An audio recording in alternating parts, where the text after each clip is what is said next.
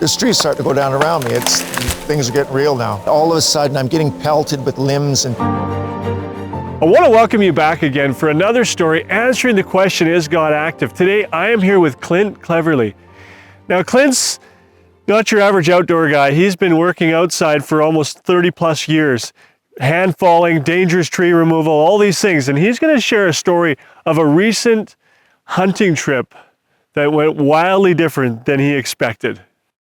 Yeah, so last fall I was down the Kettle Valley, which is about an hour away from here, and I pulled my trailer down for a week of elk hunting. I hadn't been out in a number of years, and yeah, I just wanted to get back to it. And so I set up camp and spent, well, literally 3 or 4 days just combing different areas, hiking in different spots and looking for elk sign. And so about midweek, I did a morning hike up onto a ridge I hadn't been to for a number of years, and I got onto elk up there. So I was pretty excited about that. So I hung around up there until the day started to warm up, the elk bed down for the day. And at that point, I hiked back down the valley to my trailer and loaded up on calories and had a bit of a break and got my gear together. And early in the afternoon, I grabbed a handsaw and started hiking up the side of the mountain to the ridge I wanted to be on for the evening hunt. So I cut trail all the way up and hung some ribbon because I was going to be coming out at dark, and hiking out of the woods in the dark is hard enough as it is if you don't have a marked trail, it's that much harder. So. Yeah, and you've had lots of experience in the bush. Yeah, I spend on average 200 days a year in the bush, mostly for work, but it's also where I spend my recreation time. I love being outside, and yeah, so I've spent a lot of time outside and around trees, and I've seen a couple things, and yeah. So at this point, I cut a trail up the top, and I'm just killing time. That's kind of how hunting is. You take the middle of the days are just waiting for the evenings. And so it's getting on to the afternoon, and I'm just kind of looking around at the stuff around me and just soaking in nature like I always do. And I look down the valley and I see just a big black wall several kilometers away, and I'm like, I know that's a storm. So I'm looking, I got my raincoat, my pack, I'm prepared. So I'm watching the storm, and it just keeps moving in. And at first there's really nothing. There's just a black wall, and then the wind starts to pick up. And I'm on an exposed ridge, so the trees where I'm physically sitting are kind of scattered, and most of them are dead. So the wind starts to pick up a bit more, and these dead trees start blowing over. Ooh. So I'm standing by a good-sized fir tree that's green. Yeah. So instinctively, I just put my hand on it. Okay. And I'm using it for cover because there's trees starting to go down around me. Things are getting real now. Yeah. And I'm thinking, okay, this is getting a little intense, but it's not out of control yet. I've experienced this before. And then the wind just keeps ratcheting up, and pretty soon I got green trees going down around me. I have regen trees right below me that are 30 to 40 feet tall. What's a regen tree? Second growth. Okay, so these trees would have been logged sometime in the 70s. They're 30 to 40 feet tall. Okay. And the wind's coming through and blowing them so hard that if the roots don't fail, 10 or 15 feet snaps off the top and just blows off. Okay, and this is picking up now. Yeah, so it's ramping up. And as I'm watching this, I look down the valley, and I'm still just, looking around, maintaining situational awareness. Yeah. And the tree that I'm using for cover now, I'm not trusting nearly as much as I was a few minutes ago. And it's starting to push into me pretty hard, and I'm not trusting that it's going to, so I'm kind of looking around for a place to go to, and I see a tree behind me that's starting to fail, like the root mat. The roots are shallow in the rocks, so it's about an 8-foot diameter circle of the roots, and it's starting to lift up. So I just back away from the tree that I'm using for cover, and I stand at the outside edge of that root mat. So that. Yeah. Now tell me, you were saying your cover. What else was happening around there? Well, there was limbs and just chunks of debris was blowing at me. Like I was just using it, and to use it for deflection, if a tree blew over right at me, yeah, that it would protect me. It would give me a better chance of not getting hit by. So you're saying like pine cones, limbs, everything just blowing like sideways at you? Yeah, so we're at the point now, the regen and stuff is blowing over below me, and then the wind just kicks up another notch, and I see it's like almost like a fog cloud, a grayish white cloud, and all of a sudden I'm getting pelted with limbs and pine cones, and a wall of timber approximately 200 meters wide by 800 meters long, just lays down flat. How high are those trees? How Like 80, they're mature trees. So they're spruce and fir, 80 to 100 feet tall. just laid out? Just laid down flat, like just like a wall of dominoes, like just, yeah, go from fully standing to just a whole great big swath of forest laying flat.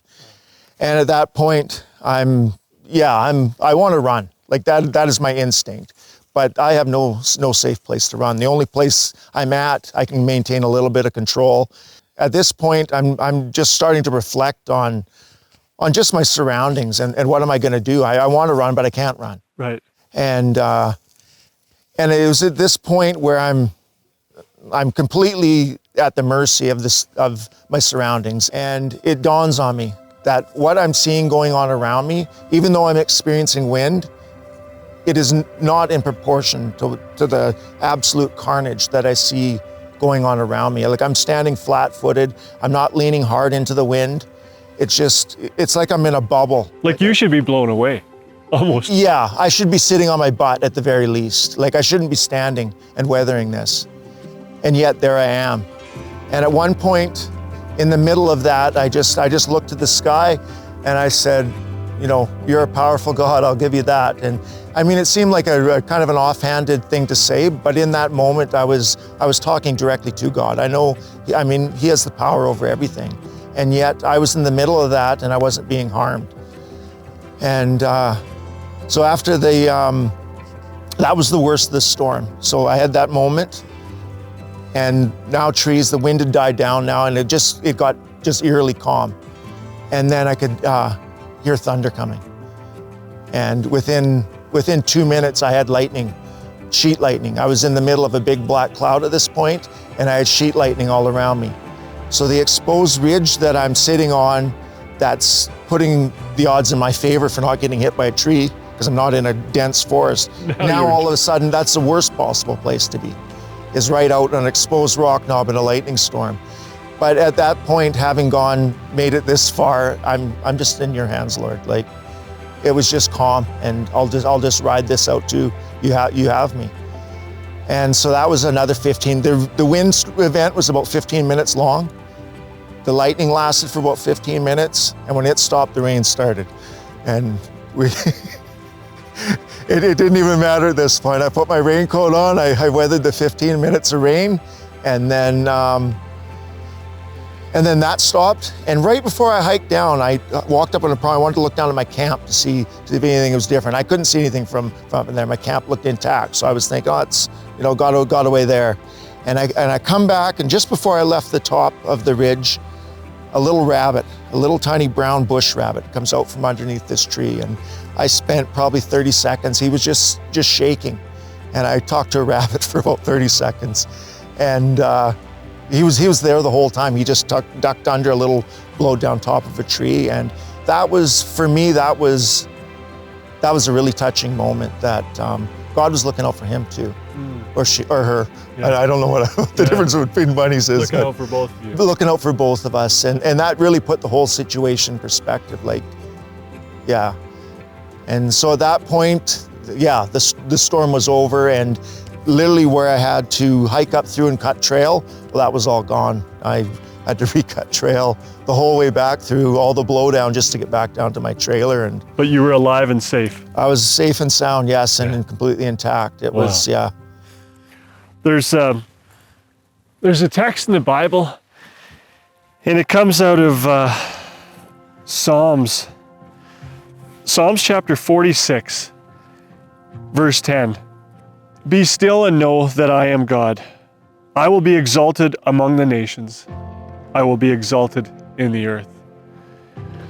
As you heard Clint's story, and you realize that chaos is all around him, trees are ripping apart, yet he was in this little bubble. Not even getting pelted, not even getting knocked over, everything's shattering. And here this text says, be still and know that I am God. You may have things happening in your life. Your life may be shattering all around you, or it may look like it's going to, you might see the storm clouds coming, you might have problems going on. But I want you to know today that God wants you to be still and know that He is God. You can trust Him. And then I want to invite you to join us next week as we continue answering the question, is God active? Thanks for watching today. If you have challenges in your life or worried about your future, I want to invite you to take time to pray. Well, what does that really look like? It's as simple as talking to a friend. And who of us don't have friends that we like to talk to? God cares about the things you're facing in your life right now. Take them to Him. Remember, we're also praying for you. See you next week.